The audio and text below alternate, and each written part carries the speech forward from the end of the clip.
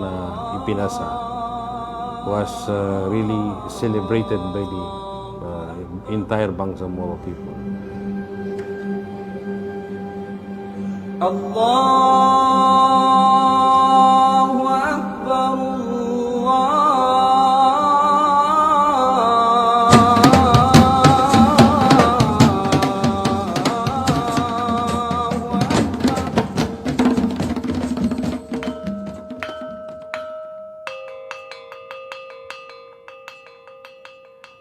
we are all supporting the BARM, the leadership. Ito lang ang alam namin na pag-asa namin na ma-achieve yung tunay na kapayapaan dito. Kumbaga sa ito ang hope lang namin. So, education ang unang-unang priority namin. Kasi nakikita namin, especially the youth, ay hindi nakapag-aral dahil sa conflict, more than 40 years na conflict, maraming hindi nakapag-aral.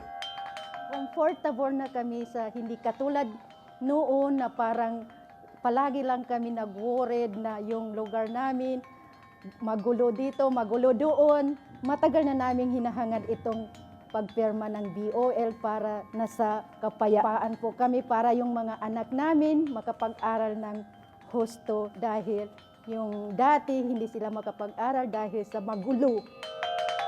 Pangalawa, yung medical services. Nakita namin na kulang masyado. Maraming mga nasa rural areas na hindi talaga maka-avail ng medical services.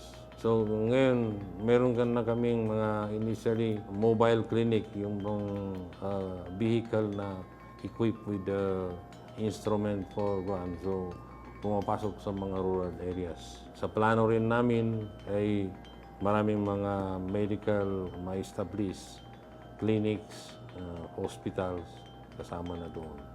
Then infrastructure, kasi among the regions, kami ay masyadong huli. And then social services. Nakita namin na maraming basic services na kulang sa mga kuwan. Yun ang first priority namin. Pupunduhan namin especially during 2020, 2021, and 2022.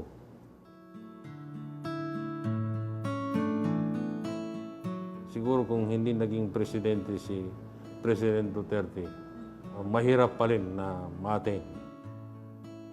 Pero dahil doon sa very consistent talaga na pag-push niya sa implementation ng agreement, so yun ang naging susi para ma-implement ito. Ndoy kinapas sa Bangsamoro Organic Law niya na madakal naadan opportunity sa upamamaya sa lakyan na makanggalabak ato kamadturan ng mga tao so galabak kanilan so uyag-uyagilan sa daden gilakilan sa kanu kanggalabakilan kanu uyag-uyagilan sabab sa niya Bangsamoro Organic Law niya. So thank you very much, mahal na Pangulo, the Bangsamoro will remember him. Thank you very much.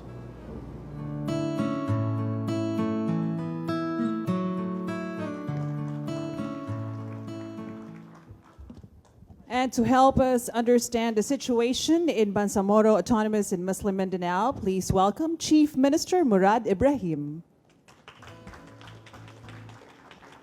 ang pag-ahon ng bansa ngayon'y dahil sa'yo. Kinikilala kami sa mundo, buong mundo, sa katapangan mo. Thank you very much.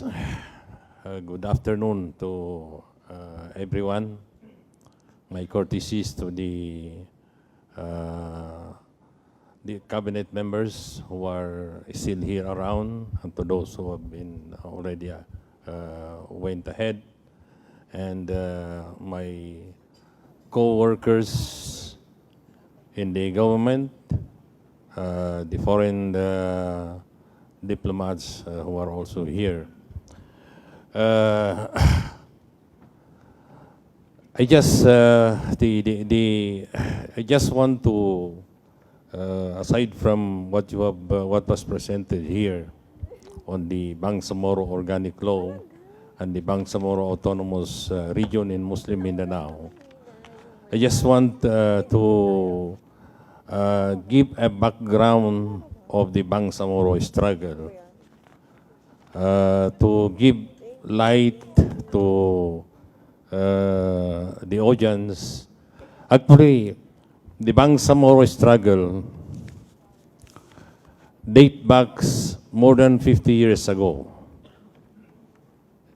It started in about 1968 and 1969. Basically, it is a struggle against injustice and against foreseen exploitation. Dito nagsimula in 1968 and 1969. So, me, I consider myself as both beneficiary and at the same time an implementer of the government's program, since I had been with the struggle since 1968 until the time when we signed the agreement with the Philippine government in March 2014, the final peace agreement. We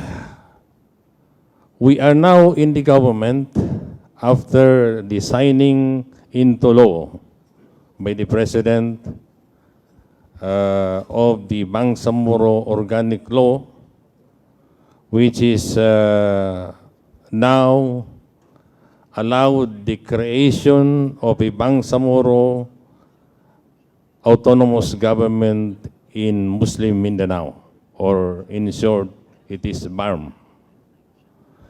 This is the first government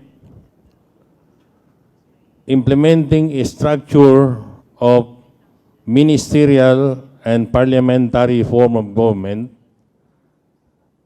still under the present structure of the government, which is presidential, which is unitary presidential.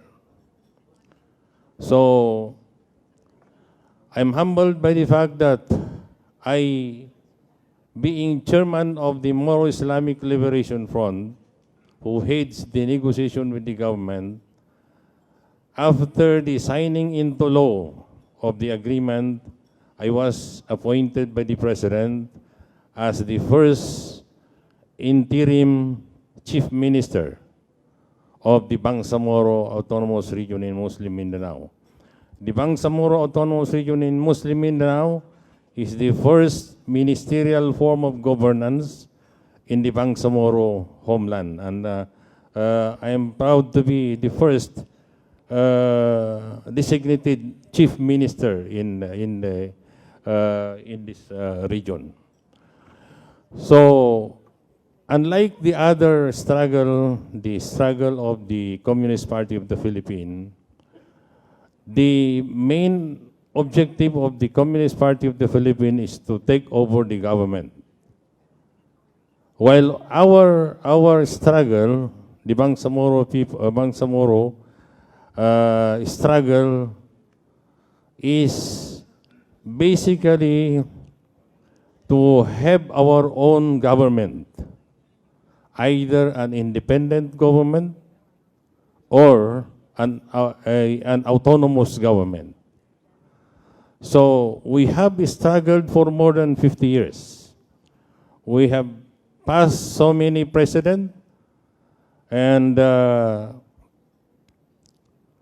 I think, as I have said in the video just presented before, that if not for the President Mayor Rodrigo Roa Duterte became president, I think it is still very difficult to achieve a law that will translate the agreement and the implementation of the agreement.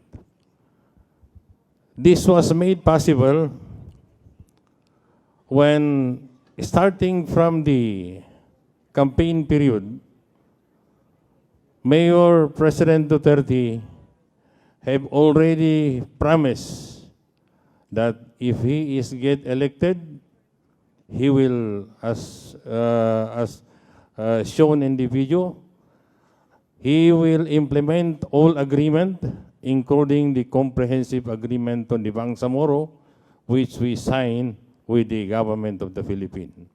And immediately after he was elected, then he immediately convened a group that crafted the law which became the Bangsamoro Organic Law. This Bangsamoro Organic Law provides for the creation of an autonomous government in southern Philippines. This autonomous government is vested with powers to govern itself, govern the region, and also to have their own, we are allowed to have our own budget out of the block grant provided in the law. The block grant is 5% of the entire collection of the government of the Philippines, the net collection for taxes and custom fees. And it is 5%, and translated this year roughly into about 62 billion pesos. So this is the first time that the autonomous region in Muslim Mindanao was able to garner as big budget as this, 65 billion, including the Special Development Fund. So we are now we have now formed the government. We have established the ministries. We have 15 ministries. We have also formed the parliament appointed by the president, composed of 80 members and functioning smoothly. And then we are also undertaking several projects in line with the project of the president. As I have mentioned, the priorities we are now is the same with the priority of the president: education, medical and health services, social services, and infrastructure. These are the four major focus we have in the government. So our government is about 10 months old, starting from July 26, when the bill was signed, and we are now in our second year, 2020.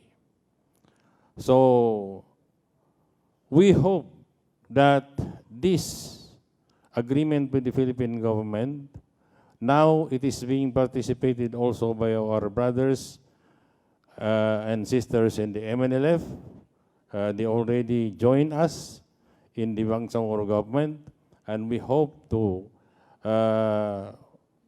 be able to have a stable government that will translate the aspiration of our people for peace, development, and progress in our homeland.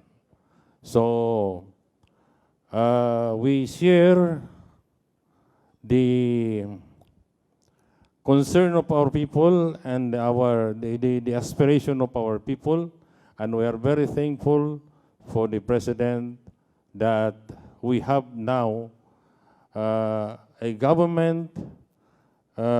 It is not an independent government. It is still under the government of the Philippines.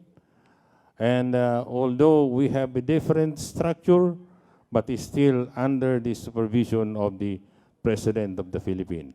So we are hoping that with this arrangement, we will be able to advance the aspiration of our people for peace, development, and progress in the Bangsamoro homeland. So thank you very much for giving me this opportunity to speak. Thank you. Assalamu alaikum.